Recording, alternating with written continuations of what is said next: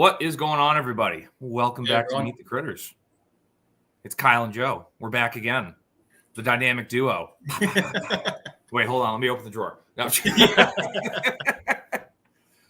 What is going on, everybody? We got a couple people in here already. Pip, Digger, good to have you. Hey, So, guys. this is going to be an interesting one. We're going to have some technology in this one. Yeah.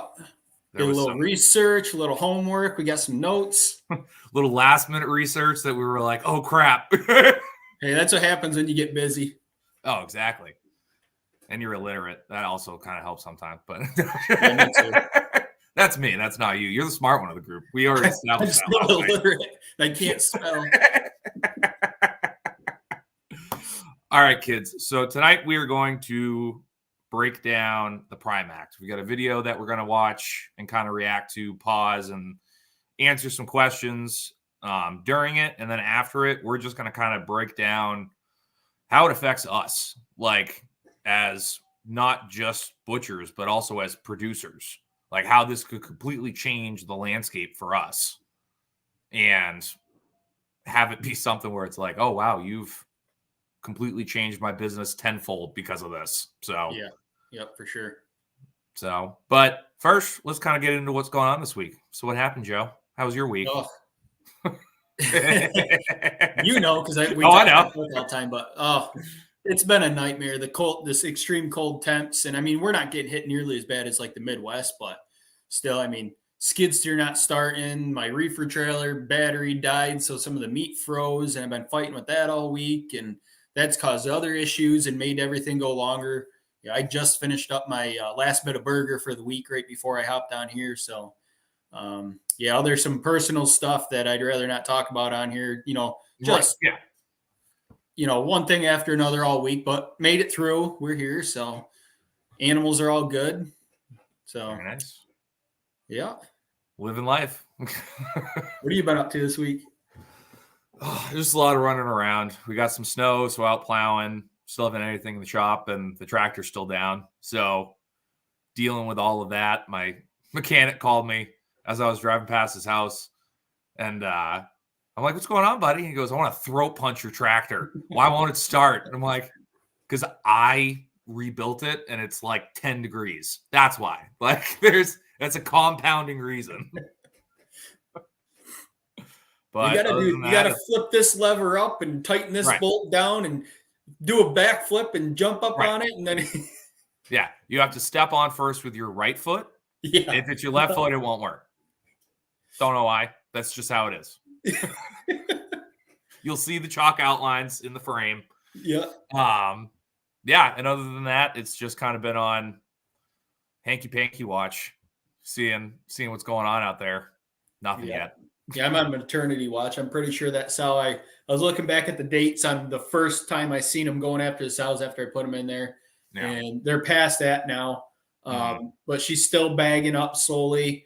I relooked at the dates on the variation. I didn't see him breed them the second time around, but it's coming up, I think, next week. This week coming up, actually. So I still think Tiffany's pig hasn't farrowed yet either. I don't know. I haven't. I talk to her every now and then, and I still don't think it's farrowed. So that thing that looked like it was about to explode. Yeah, that was like a month and a half ago. She's been on watch of that thing for months. It's been a while. Exactly, Rachel, yes. Rachel. That's exactly what I absolutely did. Rich Brown says, "So you redneck the shit out of your tractor." Right. Yeah, exactly. What I call that is redneck ingenuity. Anything I do like that, I call it redneck ingenuity. Exactly. We make it work. We know how it works, and we just deal with it. God forbid you get it around anyone that actually knows what they're doing, and they just look at you like, what happened? Yeah. He goes, my buddy goes, you know, half the bolts are missing out of the like the covering. I was like, yeah. He goes, why? I'm like, because I have to fucking take it on and off all the time, and I don't have to deal with them. I'd rather deal with the rattle than 15 minutes of losing bolts. But no, he's doing good in there. Super friendly with him. Again, my electric is just done. There's nothing. I was looking at it today, and they had pulled another chunk off.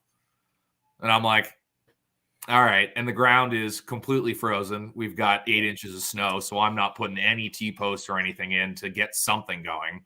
Yeah. If I did. Yeah. Ours is pretty well grounded out too. I failed because I have my pig pasture set up. I can shut the individual strands off. Right. That's how I tried to set mine So up. as the snow builds up, I just disconnect the bottom one and then the second one, and then some of that paddock's got 3 strands, and I'll leave that top one hot. But I didn't get to it this year because we were so busy with everything else. But I got to disconnect. Listen, the electric in that pen is 2 years old, and it was my first real doing electric fence for pigs. It was my first time setting it up, so it lasted 2 years. I'm calling it a win. Yeah. But at the moment, I've got a 500-pound boar who's horny as hell, and his water keeps freezing, and he keeps looking at the fence like, "What's going on with this?" Yep. Yeah, and then you got younger gilts that a couple months they're going to start cycling in.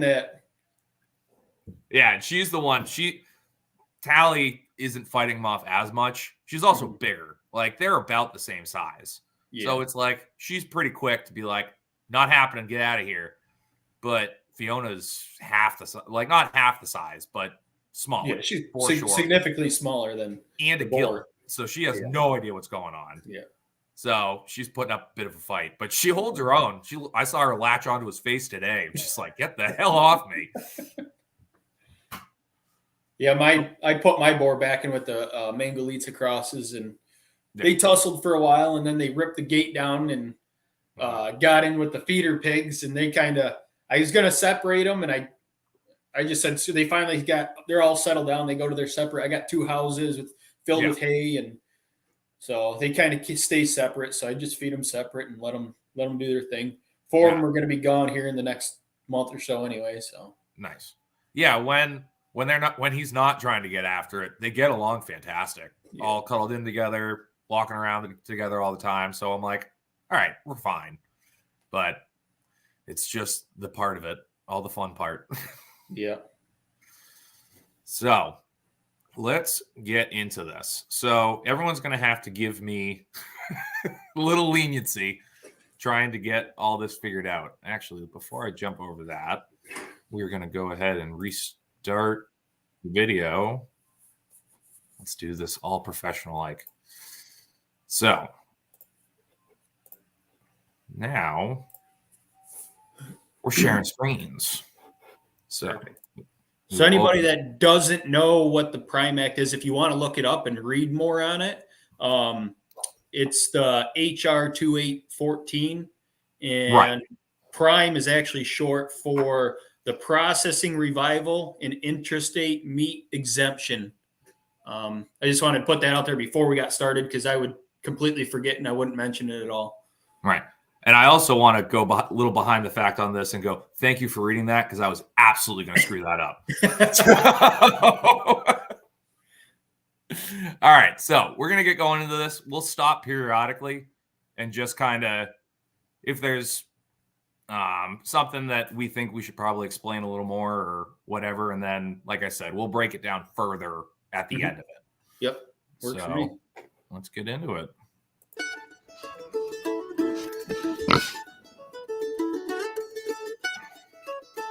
So as a libertarian, the thing I'm excited about right now is Congressman Thomas Massey's Prime Act. If you've not heard of the Prime Act, let me give you a little bit of a background. Right now, there are 3 kind of food safety options in the amenable meats. So we're talking about beef, pork, lamb, chicken, turkey. An umbrella of food safety regulations that determine what you can and cannot sell, who you can sell it to, and those sorts of things. One is federal inspection. So this is a federal government agent under the Federal Safety Inspection Service, FSIS, who's physically present and looks and pokes and sniffs at every carcass to determine, is this okay to eat? Safe for human consumption, I think is the word. And then you have state inspection. Now, about half the states don't even have a state inspection program anymore. They just have let it all be the federal. but about half the states have a state inspection program. Virginia does. And the state inspection is equal to the federal. The only difference is that typically the state inspectors are just a little easier to work with. It's less centralized government. It's closer to the people. But the state inspection allows you to sell within the state. Federal allows you to sell anywhere in the world. State only allows you to sell within the state. So, do you have state inspection in New York? I do believe we do. Yeah. I didn't get a chance to look into it to see if we still do, but I'm pretty sure we do, because there's some local shops that they buy in. I know they're not USDA inspected, but they buy in USDA processed primals, and they'll break them down and turn them into products, and they sell them in a small storefront right in their butcher shop. So that would classify under the state inspection. Yeah, because we don't have state inspection here. We just have USDA. So I think that's also part of the leniency on what goes on up here, because it's just like there's not enough of you. Go at it. Yeah. I don't know. All right, so we'll jump back into this. And then there's custom. So custom is when you take your animal to the slaughterhouse, they process it for you, and the packages come back and they're all stamped not for sale. Not what that means is you can give that meat away. You can't sell a T-bone steak to a neighbor that says, hey, I'd like to get one of those steaks from you. Would you sell it to me? Well, no, I can't sell it because it wasn't under inspection. The phrase that's used in custom slaughter and why it doesn't have to be inspected is because it's considered your animal. The language in the law is an animal of your raising. Oh boy, lawyers have fun with words like this. What does of your raising mean? And so ever since this was put in back in the 40s, you can't ask the guy that owns the little community slaughterhouse to be the policeman to determine, well, did you raise this animal or did somebody else raise this? It's too complicated, okay? What they decided was, as long as the animal came in with the owner's name on it, they wouldn't question that person, it was of their raising. In other words, they bought it live. They made an arrangement while the animal was live.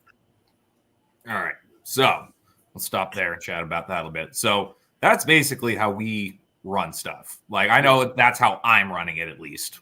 Yeah. Where he's absolutely right. It's insane to think that the local butcher has to be like, did you do this? Like, did you raise this animal, or what's it go? Like, no, it's not. That's not how it works. No, we got way too much other stuff to deal with, let alone worry about who raised the animal that we're killing.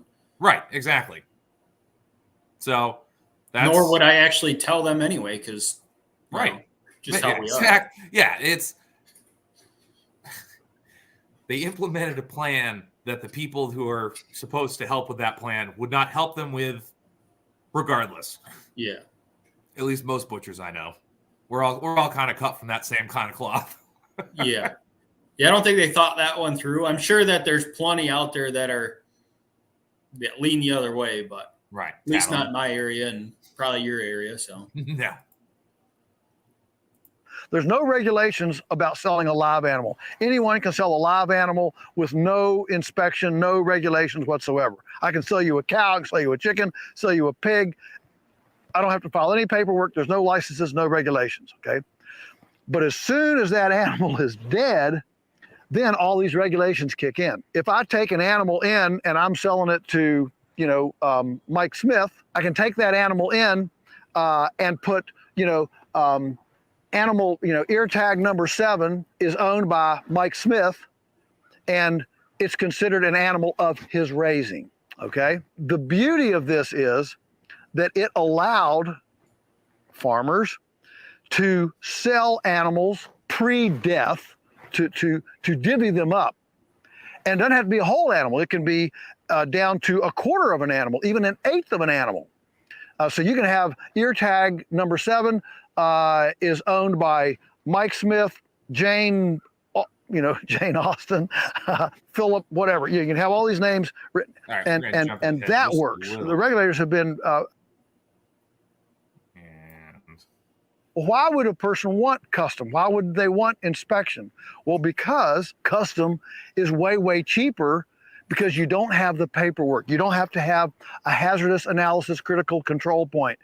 I co-own a federal inspected slaughterhouse, a little community slaughterhouse here not far away that we use. Basically, the paperwork to have a federal inspected facility it doubles the capital cost of operating the facility.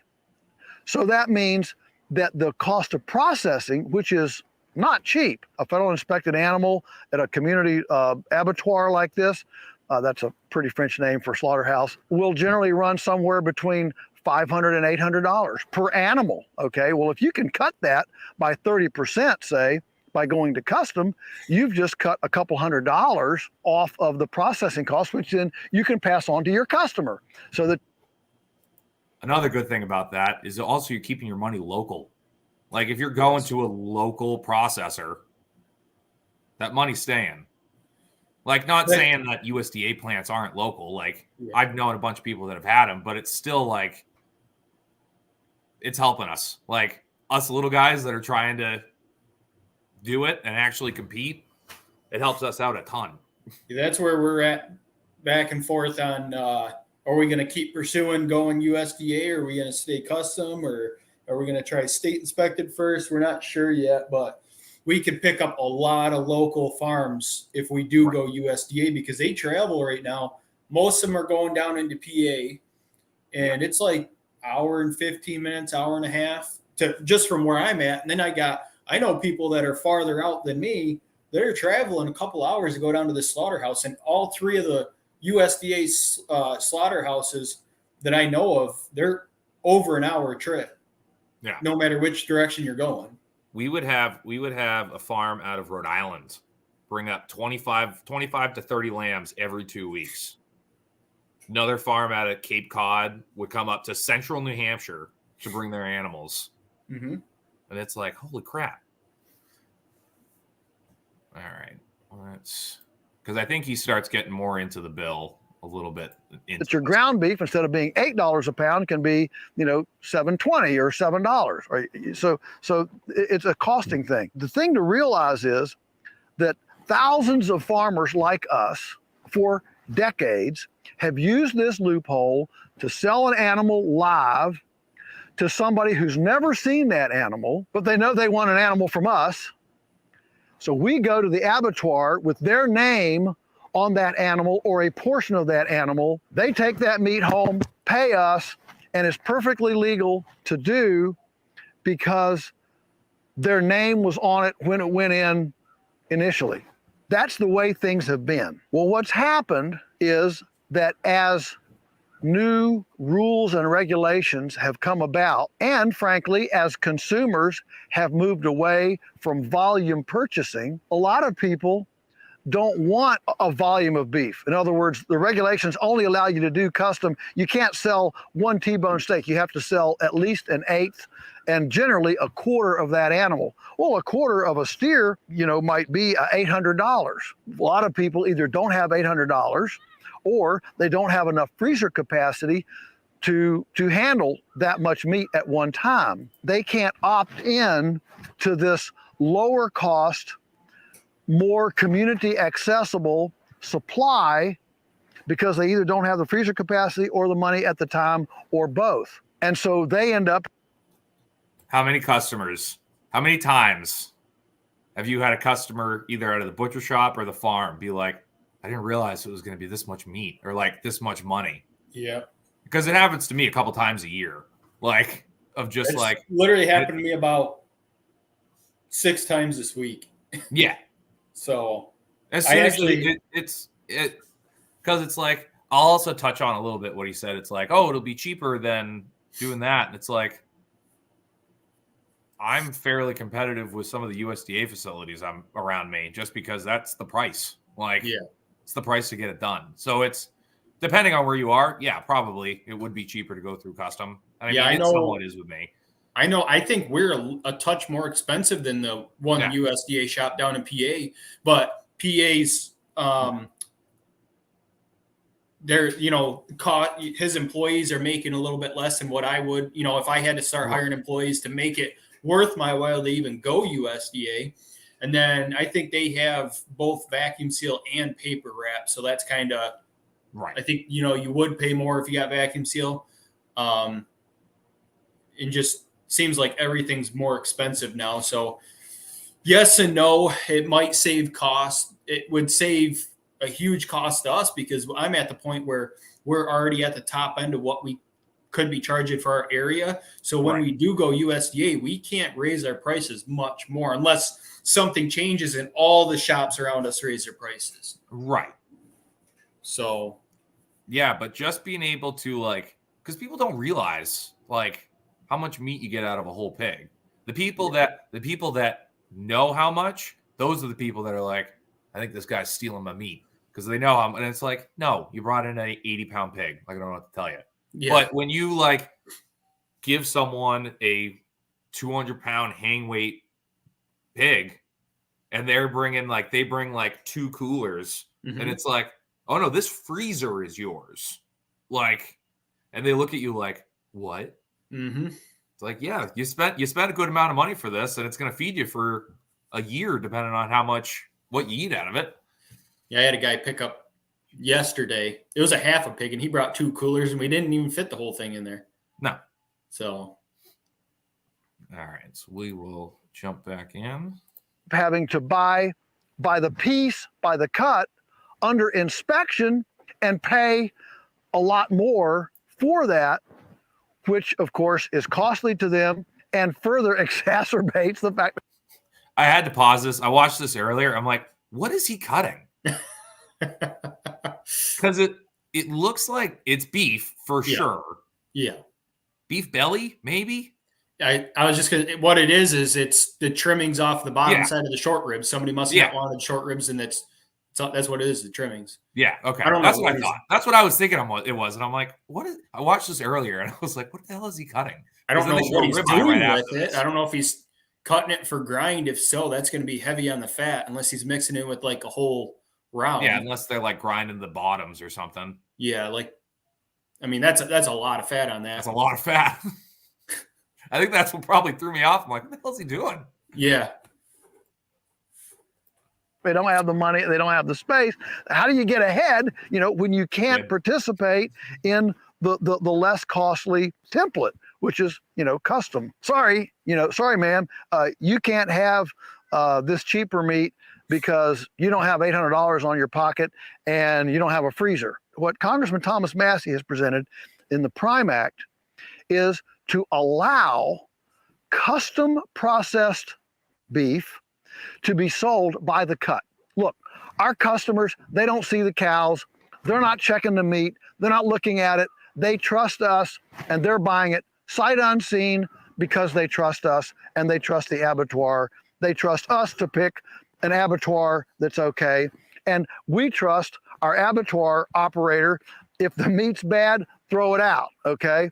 All that is part of this very localized, highly relational transaction. So what Thomas Massie is saying is, let's open up custom, not across state lines, but within a state, to be sold by the cut.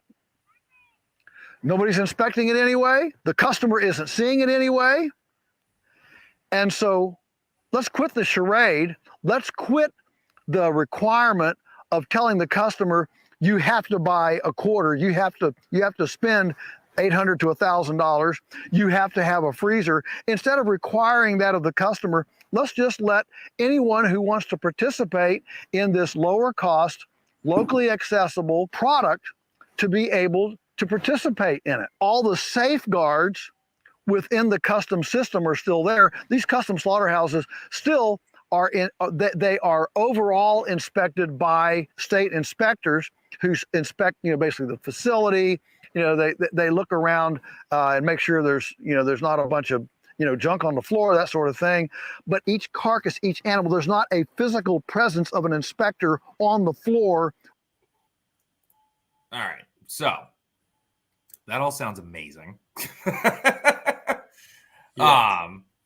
I think we actually talked about this last night, or I don't know if it was last night or on another podcast, but like we were asking each other like, who would inspect? Because I don't get inspected basically. Mhm. Like I had the health inspector for my area come out, and he basically said, "You're not selling anything, so I pretty much have no authority over you. You pretty much can do like."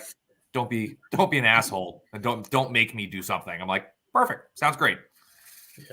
Yeah. So we have, I don't know the state inspection process, but for custom exempt, I was looking through my messages with the lady that runs it for our state.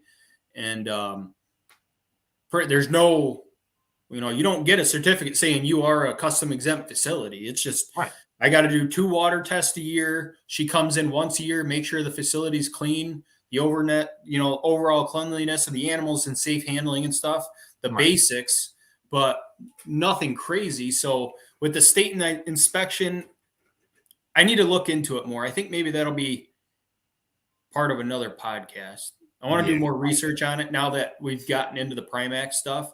Right. Because I'm curious to see what the New York State rules and regulations are. Because from my understanding,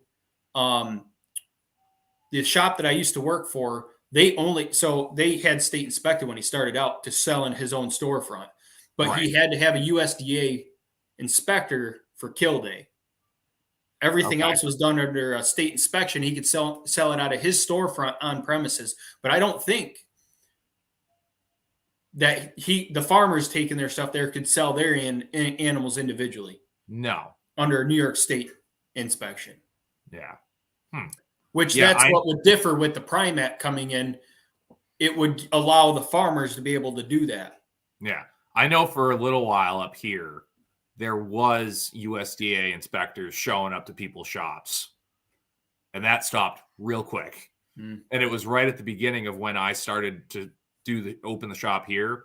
And my boss came up to me and he's like, they have no legal authority to oversee you. You're not doing anything. If they ever come to your house, tell them to get back in your car.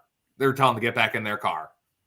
We don't have enough USDA inspectors to inspect the USDA facilities in our state, let alone them worry about all the small guys. Right.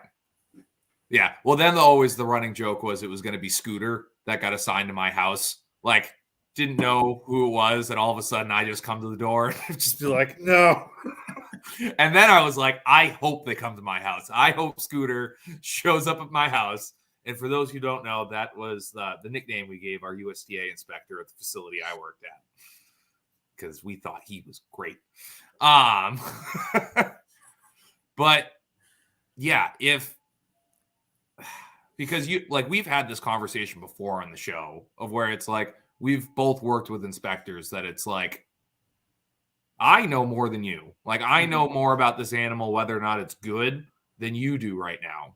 And I know that because you just showed me that. Like, whatever you just did was the dumbest thing I've ever seen. And why, okay, this all makes sense. Government. So to open it up to us would be incredible. Yeah, it would.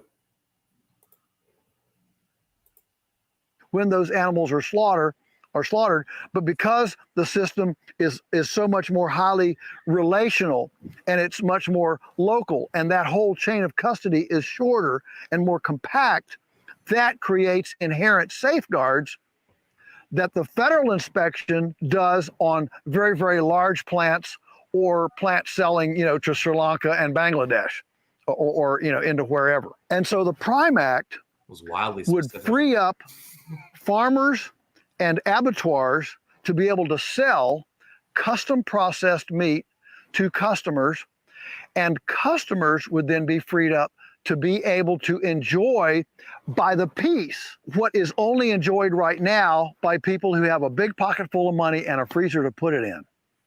And suddenly that would open up transactional marketplace options, both for farmers, for abattoirs, and for local consumers, save them a lot of money, offer markets for farmers, offer opportunity to abattoirs, and allow relocalization of the food system. Massey says that he knows of at least 1,000 custom slaughterhouses who have been run out of business by onerous government regulations and the inability to participate in the marketplace, who would come back in a week or two, who would come back into the system and offer more options for consumers and farmers in the local food space if the Prime Act were passed and they could now participate in the marketplace. As a libertarian, I love every option for solutions that are not asking for more government involvement, but less government involvement. Generally, in my opinion,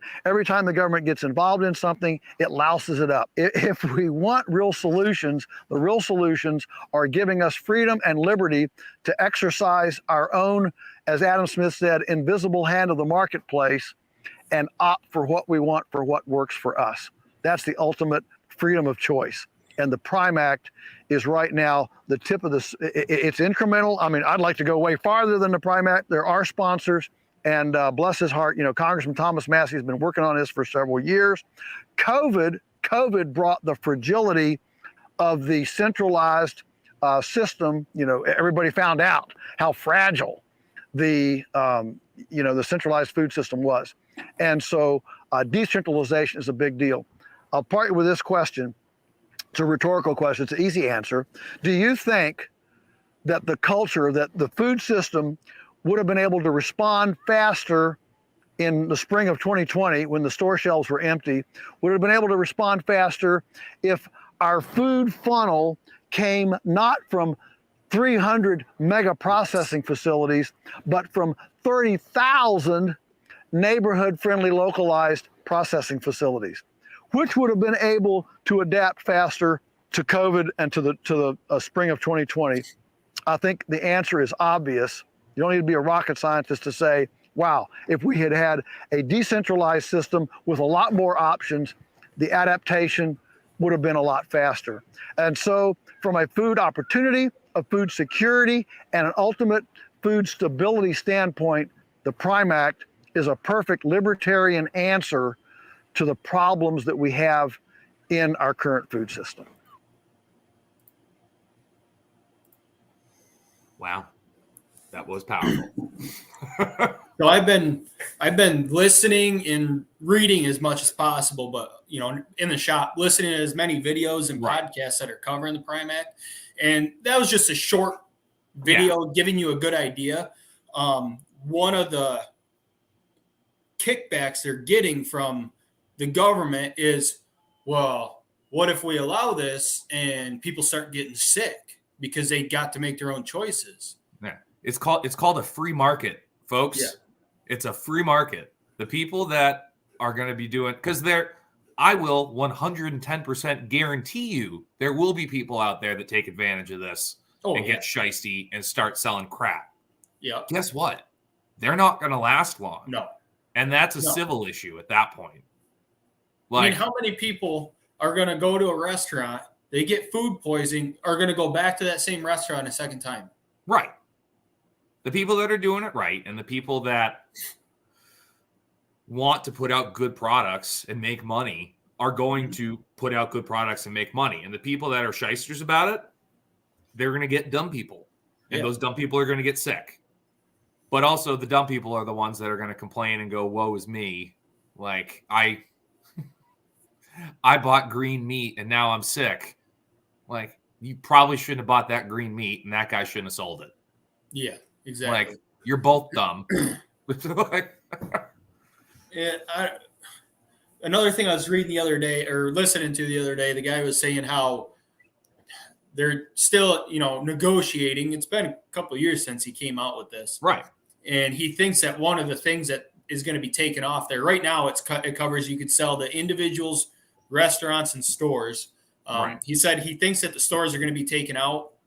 I can't remember the video that I watched. I wish I would have got links as I was doing it, but I was just kind of listening through a playlist as I was working. So I wasn't like right at my phone when I was listening to it. But the stores, it would suck to lose those customers. But restaurants, I really hope they keep those on there because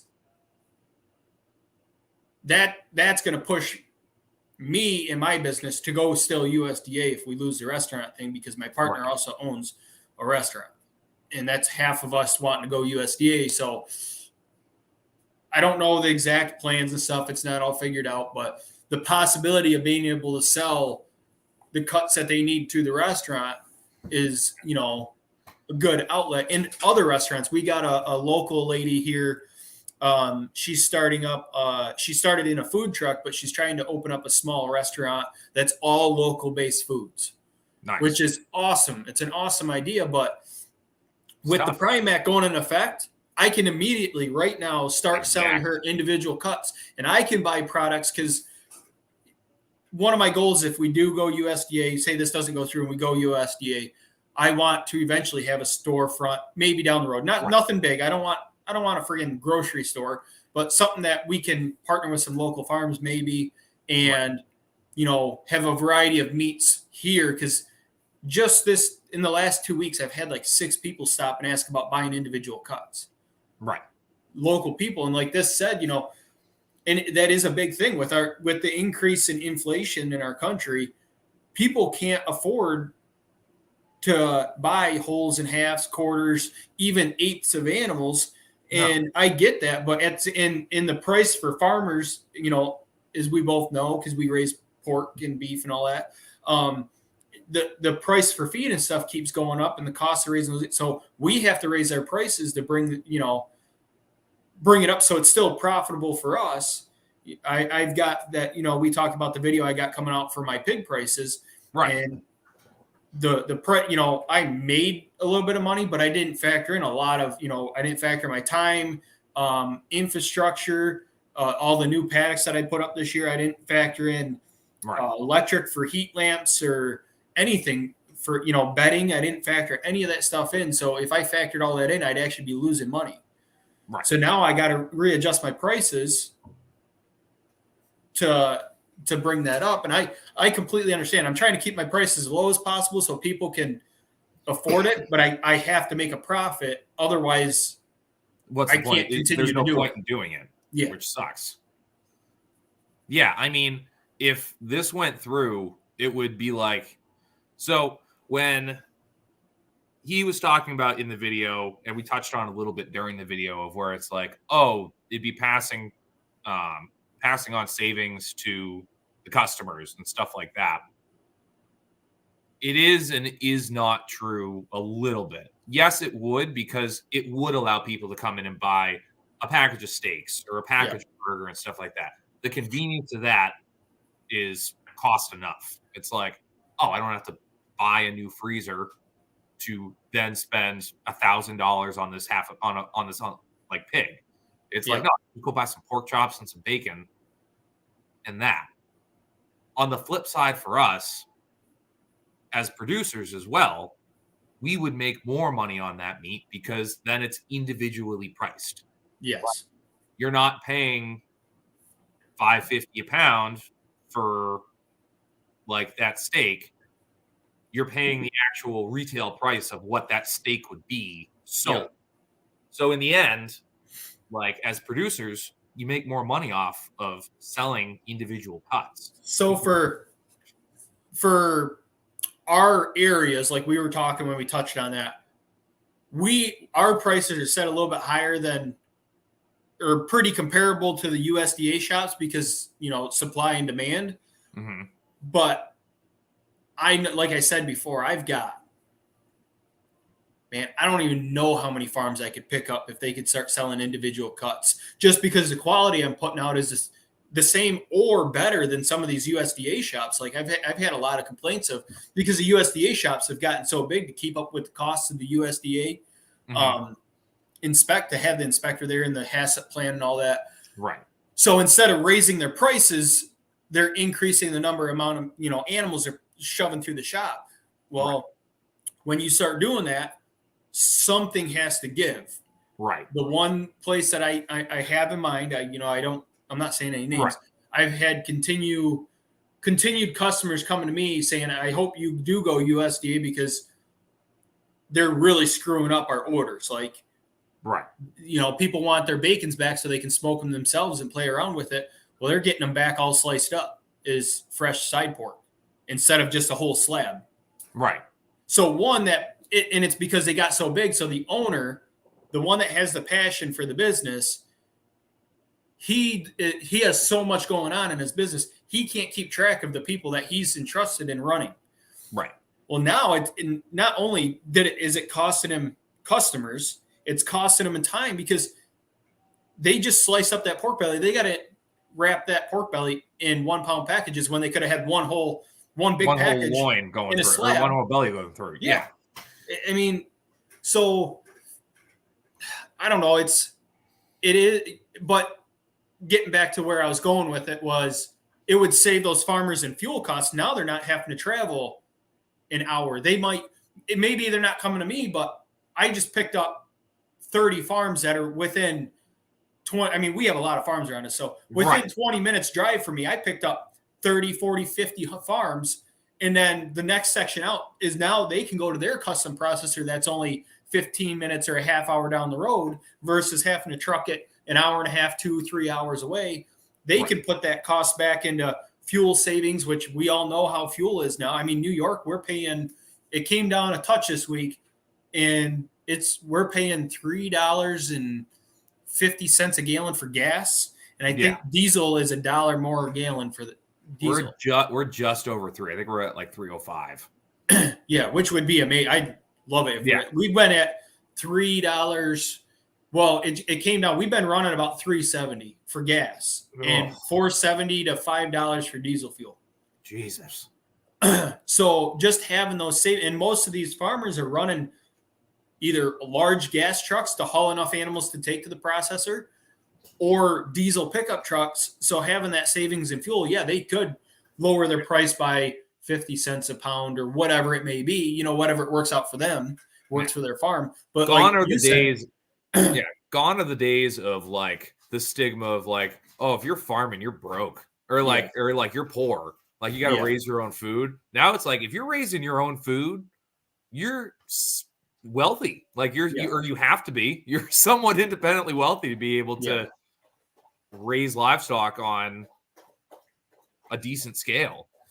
Yeah. I mean, it's not cheap by any means. And most farmers, local to us, I've talked to a bunch of them because I'm trying to get, stuff through the shop and try to get a network of farms and customers together to bring, like I've said before, a couple of our last podcasts, I'm very passionate about bringing local products, vegetables or meat. I'm not to local consumers, but having the Prime Act and having that go through would be amazing for so many people. The only thing I can compare it to, did you ever see that movie Lord of War with Nicolas Cage, where he's selling all the guns, like he's a gun dealer? I don't think so. There's a point in it, like it takes place like in the past a little bit, where it's like the Soviet Union breaks up and he's literally sitting there jumping in front of the TV, like cheering, like my life's just changed, like this is crazy, because now he gets all the guns from from the former Soviet Union. But like that's how it feels. Like if that went through, if all of a sudden it was like, no, you just completely changed my business dramatically to the point where it's like, oh, this is great. Like we're gonna make some money off of this. Yeah, it would be awesome. I mean, like you said, it'd bring a lot more money back into our local areas. I mean, it's the question he asked. It's like, how quick do you think it would have been on the food system during like COVID and stuff like that, where it's like, the guy down the road cuts my meat. I don't have to get it from Swift or XL or any of that. Like it's right there. Like I know a guy. That would be so huge. Well, not just the guy, the local farm down the road, he goes to the processor, it's 30 minutes away, but now he has freezers in his shop, or he's got a small on the farm store now because he can afford to take his meat over to that processor. It's not costing him, an arm and a leg to haul it 2 hours away. And now he's that farmer, like you said, me and you, we do our own. So we only can sell our meat in quarters, half wholes. Now we're making a little bit more money because we sell individual cuts, to where we were making $4.50, $5.50 or $6, whatever, a pound off of our animals. We can readjust our prices that animal that sold for, like this year, I charged $4.50 a pound for my pigs. That included process, and I completely screwed myself over, which I wasn't going to go back on my word. That. I wasn't going to go back on my word. You know, I already made the agreement with my customers. You did the right thing. But so doing 450, my pigs averaged at 190-ish because I held them back a little bit. Yeah. So that's $855 a pig. I just turned that $855 pig into a $1,200 pig or whatever. Yeah. I mean, but no, for sure. You know, I just picked up all the local customers that normally would go to the grocery store. It's given them a local source of good quality meat that's way healthier than you could get in any grocery store around here. Yeah. And that's how you build a strong community. Mm-hmm. Like, no one today wants to go meet their neighbor. Nobody wants to like, if they need anything, it's like, all right, gotta go into town, gotta go to the big stores or whatever. Yep. It's like, no, go out and meet people. And it's like, oh, there's a farm down the road where that cow I pass every day, it's not there anymore. I wonder why it's not there anymore. Oh, they're selling steaks. Like, I saw that cow every day. Those steaks are probably delicious.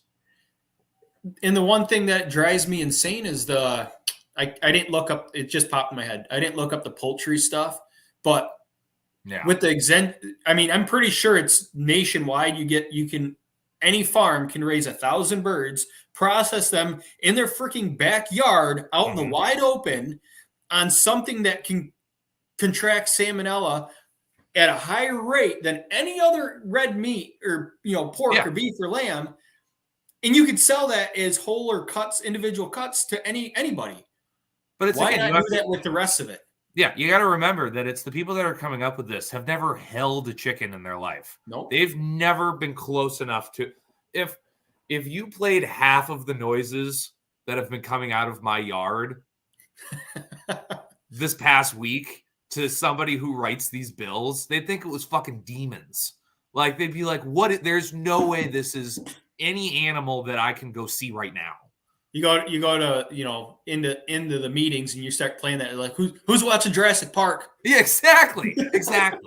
So it's like, it's once again, it's uneducated people making decisions for the majority. Like, the biggest thing that I'm worried about is by them passing it, they lose control over the food supply chain, which they have slowly been taking. But they've been chipping away at that for a while. So that's the only thing that scares me about that too, where it's like they might just be like, nope. Yeah. I mean, why would they? They're finally starting to gain control over it and push their agenda with the fake meats and stuff.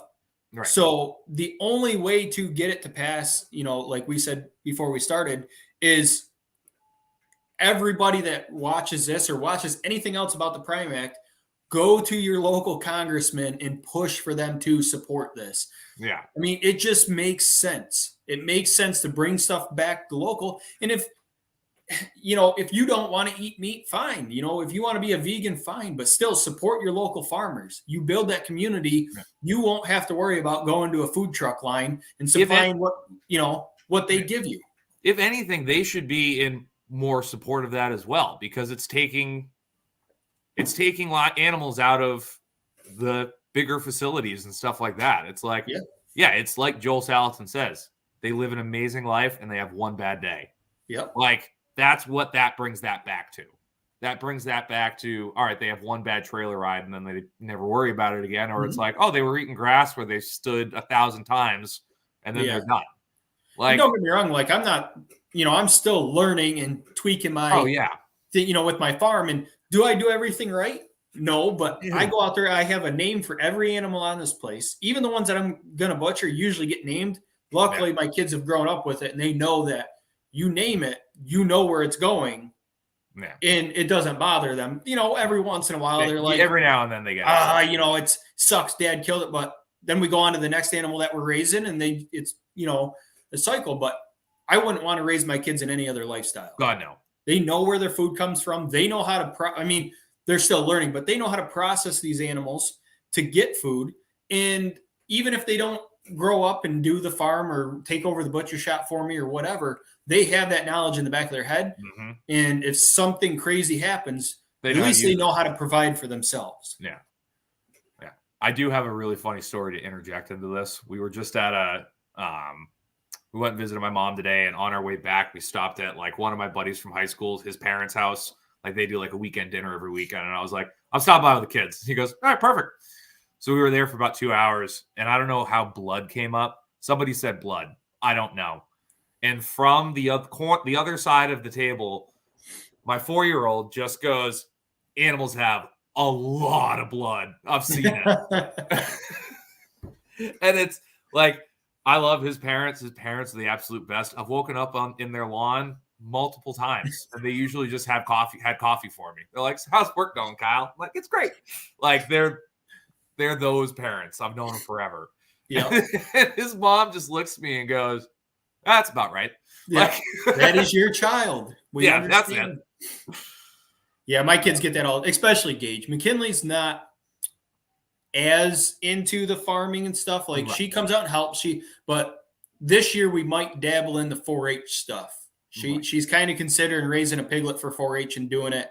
And if we do that, we're going to start any money that the kids make from 4-H. If we do get into that, we're going to put away and save for them. We'll take enough out to support their next year's project, but then everything else, we plan on putting it away for them. Same thing with what we're doing with the lambs.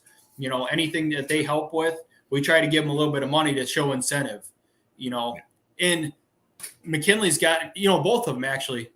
They'll come home if they have a day where they just think of it on their own. We don't have to ask them to unpack their lunches and pack tomorrow's lunch and get clothes out.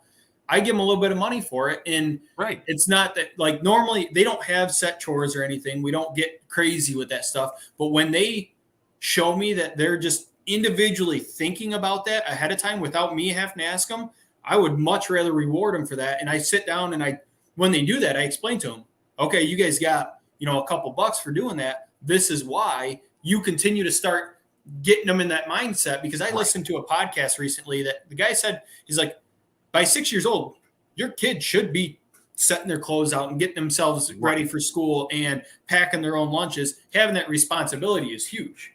Oh, for sure. I think this year we're going to try to get into like raising birds or something, like give Leah something. Yeah. Because it's like, and it's just easier in the summer, obviously. Mm-hmm. So it's like, all right, let's figure it out. Let's get into it. But to finish up on this Primax stuff, it is an amazing concept. I hope it works. I hope it goes through. Yeah, me too. It would be massive, not just for the local custom exempt shops. Like, it would be amazing for their business and their success, including ours. But it would be amazing for all the producers around, because once again, they start making more money. Like, they start being able to hit markets they have not been able to hit, and it would just be an absolute game changer. Oh, yeah. And just think of I don't know how many times I've talked to people about eating local, and their biggest thing is convenience. It's easier for them to go get 1-2 steaks, a few packs of burger from the local grocery store because it's right down the road. Mm-hmm. They don't have to get a large amount of meat, and they don't have to go out of their way to find it. No. Well, that's going to open up a huge convenience. Like you said, okay, there's probably in my town alone, and we don't have a big town. In my town alone, there's got to be 25, 30 different individuals that raise small amounts of livestock that could supply the local area without them having to. And that's even more convenient for them, because our closest grocery store is the next town over, which is a 15-minute ride, which, okay, 15 minutes isn't that long, but 15 minutes just turned into 2 minutes down the road. Oh, dude, I'm the only person raising pork, like, to my scale, besides one, but I'm not going to count him because he shouldn't be. Trash pigs? Within, like, trash pig. Oh, yeah. But within, like, probably 15 miles. 10, 15 miles, like, and our grocery store is a half hour away. Yeah. So it's like, and I'm right on a main road. So I'd be like, that would be insane. Yeah. If we could set something up. So our local grocery store, they're super expensive. Like, most people actually drive all the way to our bigger populate. I don't even want to say it's classified as a city, but it's not that big. Yeah. Well, you got a couple of those. they'd rather go there to like Aldi's or Walmart or something. So that's a half-hour drive. Right. So we're in the same boat. Like we have a local grocery store, but it's more of a convenience thing. Like, hey, we need one thing because they are so expensive. Yeah, and you're not pumped to go there. You go, no, it's 9 o'clock and I need this. Like $100, you're lucky to come out with one shopping bag full of groceries. That's insane. It's nuts. It's bad. So But it would make convenience, put it back in the consumers, just open up so many options. I mean, I could go on for hours just of stuff that it benefits. Yeah. So everybody out there listening, we only got 2 people watching. It was a slow night tonight. But everyone out there listening, contact your senators, congressmen, yell at anyone you can about supporting this and getting it passed, because there's a farmer out there that will thank you for sure. Yes. Yep. So, well, we're coming up on the hour here. So, Joe, where can everyone find you? Same as usual, right here every week now with Kyle. blakesleeacr on YouTube and blakesleeacr on Facebook. Fantastic. And once again, you can find me everywhere at Backwoods Butcher 603. So that's YouTube, TikTok, Instagram. I have a website being created by someone who would like to remain anonymous out of the community, and I cannot thank him enough. I am talking to him tomorrow about getting that all set up. We had the conversation. I'm like, I got no idea about any of this. And he's like, oh, well, just send over your email.